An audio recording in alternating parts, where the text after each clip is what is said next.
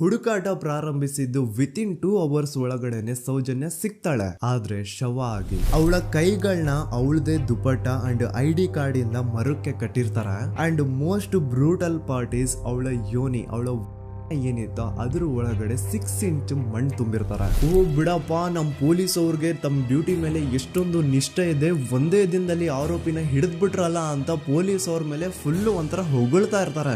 ಆದ್ರೆ ಪಾಪ ಜನರಿಗೆ ಎಲ್ಲಿ ಗೊತ್ತಿತ್ತು ಈ ಕೇಸ್ ನ ರಿಯಲ್ ಆರೋಪಿ ಬೇರೆ ಯಾರೋ ಇದಾರೆ, ಪೊಲೀಸ್ ಅವರೇ ಈ ಕೇಸ್ ನ ಮಿಸ್ಲೀಡ್ ಮಾಡೋದಕ್ಕೆ ಸುಮ್ನೆ ಸಂತೋಷ್ನ ಅರೆಸ್ಟ್ ಮಾಡಿದ್ದಾರೆ ಅಂತ. ಪೊಲೀಸ್ ಅವರು ಈ ಕೇಸ್ ಅಲ್ಲಿ ಕರಪ್ಟ್ ಆಗಿದ್ದಾರೆ, ಪೊಲೀಸ್ ಅವರೇ ಸತ್ಯ ಮುಚ್ಚಿಡ್ಲಿಕ್ಕೆ ಟ್ರೈ ಮಾಡ್ತಿದ್ದಾರೆ. ಹಾಗಾಗಿ ಈ ಕೇಸ್ ನ ಇನ್ಮುಂದೆ ಪೊಲೀಸ್ ಅವರಲ್ಲದೆ CBI ಅವರು ಇನ್ವೆಸ್ಟಿಗೇಷನ್ ಮಾಡಬೇಕು, ಈ ಕೇಸ್ ನ CBI ಒಪ್ಸಿ ಅಂತ ಅಗೇನ್ ಪ್ರೊಟೆಸ್ಟ್ ಗಳು ಸ್ಟಾರ್ಟ್ ಆಗ್ತವೆ. ಸೌಜನ್ಯ ಕೇಸ್ ಒಂದೇ ಅಲ್ಲ, ನಾರಾಯಣ ಹಾಗೂ ಯಮುನಾ ಕೇಸಲ್ಲೂ, ವೇದವಲ್ಲಿ ಕೇಸಲ್ಲೂ, ಆ ಬ್ಯಾಂಕ್ ಮ್ಯಾನೇಜರ್ ನ ಕೇಸಲ್ಲೂ ಹಾಗೂ ಪದ್ಮಲತಾ ಕೇಸಲ್ಲೂ ಸೀದಾ ಡೈರೆಕ್ಟ್ ಡೌಟ್ ಬರೋದೆ ಊರಿನ ಗೌಡ್ರ ಮೇಲೆ. ಸೌಜನ್ಯ ಕೇಸ್ ಬಿಟ್ಟು ಆ ಇನ್ನೊಂದು ಕೇಸ್ ಯಾವುದು, ಅದಕ್ಕೂ ಸಂತೋಷ್ಗೂ ಏನ್ ಸಂಬಂಧ, ಅದ್ರಲ್ಲಿ ಯಾಕೆ ಸಂತೋಷ್ನ ಪೊಲೀಸ್ ಅವರು ಫಿಟ್ ಮಾಡಿದ್ರು ಅಂತ ಪ್ರತಿಯೊಂದು ಹೇಳ್ತೀನಿ.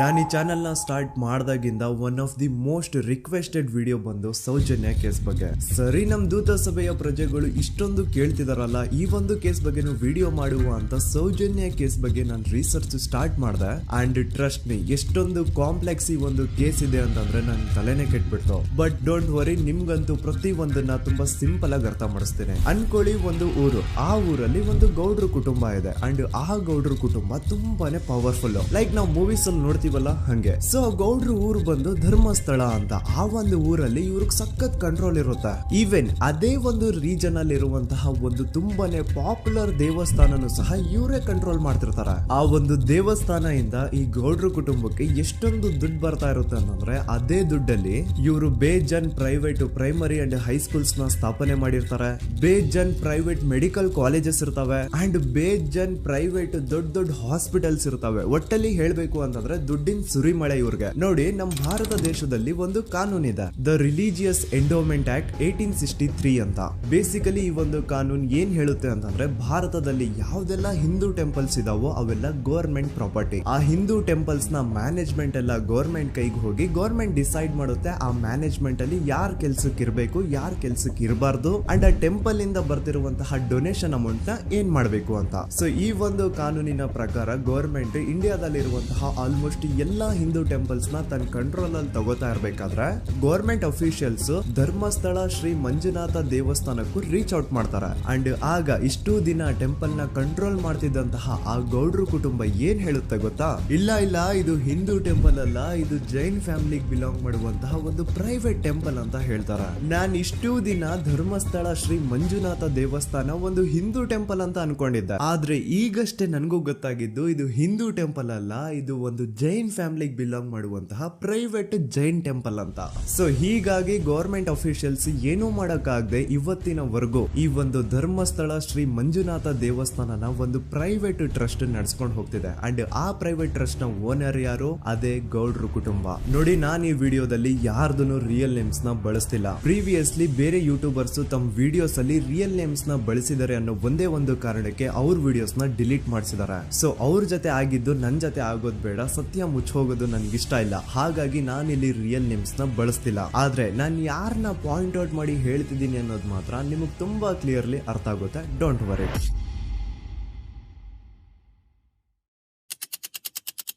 ದಿನಾಂಕ 9/10/2012. A very normal day for every one except Soujanya. Dharmasthala ಹತ್ರ ಇರುವಂತಹ ಪಂಗಳ್ ಅನ್ನೋ ಒಂದು ಸಣ್ಣ ಹಳ್ಳಿಗೆ ಬಿಲಾಂಗ್ ಮಾಡುವಂತಹ ಸೌಜನ್ಯ ತುಂಬಾನೇ ಒಳ್ಳೆ ಹುಡುಗಿ. SDM ಕಾಲೇಜ್ ಆಫ್ ಉಜ್ರಿಯಲ್ಲಿ 2nd PUC ಓದ್ತಿದ್ದಂತಹ ಇವಳು ತುಂಬಾನೇ ಬ್ರೈಟ್ ಸ್ಟೂಡೆಂಟ್ ಕೂಡ. ಸೊ ಒಂದು ದಿನ ಅಂದ್ರೆ 9 ಅಕ್ಟೋಬರ್ 2012 ಬೆಳಿಗ್ಗೆ 7:30-8 ಗಂಟೆ ಹಾಗೆ ಆಸ್ ಯೂಶುವಲ್ ತನ್ನ ಕಾಲೇಜ್ ಹೋಗೋದಕ್ಕೆ ರೆಡಿ ಆಗ್ತಿರ್ತಾಳೆ. ಅವತ್ತು ಮಂಗಳವಾರದ ದಿನ ಅಂಡ್ ಅವತ್ತು ಲೋಕಲ್ ಫೆಸ್ಟಿವಲ್ ಬೇರೆ ಇರುತ್ತೆ, ಹೊಸ ಅಕ್ಕಿ ಅಂತ. ಈ ಒಂದು ಲೋಕಲ್ ಫೆಸ್ಟಿವಲ್ ದಿನ ಮನೆ ಒಳಗಡೆ ಏನೇ ಅಡುಗೆ ಮಾಡಿದ್ರು ಹೊಸ ಅಕ್ಕಿನೇ ಬಳಸಬೇಕು. ಸೊ ಹೊಸ ಅಕ್ಕಿ ತಂದು ಬ್ರೇಕ್ಫಾಸ್ಟ್ ನ ರೆಡಿ ಮಾಡೋಷ್ಟ್ರಲ್ಲಿ ಸೌಜನ್ಯ ಅವ್ರ ತಾಯಿ ತುಂಬಾ ಲೇಟ್ ಮಾಡ್ತಾರೆ. ಸೊ ಕಾಲೇಜ್ಗೆ ಲೇಟ್ ಆಗ್ತಿದೆ ಅಂತ ಈ ಸೌಜನ್ಯ ಟಿಫಿನ್ ಸಹ ಮಾಡದೆ ಹಾಗೆ ಹೋಗ್ತಾಳೆ. ಅವಳ ತಲೆಯಲ್ಲಿ ಏನಿತ್ತು ಅಂತಂದ್ರೆ, ಹೆಂಗೋ ಇವತ್ತು ಲೋಕಲ್ ಫೆಸ್ಟಿವಲ್ ಬೇರೆ ಇದೆ, ಹಾಗಾಗಿ ಮೇ ಬಿ ಕಾಲೇಜು ಬೇಗ ಬಿಡ್ಬೋದು, ಸೊ ಮಧ್ಯಾಹ್ನ ಡೈರೆಕ್ಟ್ ಮನೆಗೆ ಬಂದು ಊಟ ಬಿಡುವ ಅಂತ ಅವಳು ಅನ್ಕೊಂಡಿರ್ತಾಳೆ. ಆದ್ರೆ ಕಾಲೇಜ್ ಹೋಗಾದ್ಮೇಲೆ ಗೊತ್ತಾಗುತ್ತೆ ಅವತ್ತು ಅವಳಿಗೆ ಸ್ಪೆಷಲ್ ಕ್ಲಾಸಸ್ ಬೇರೆ ಇದೆ ಅಂತ.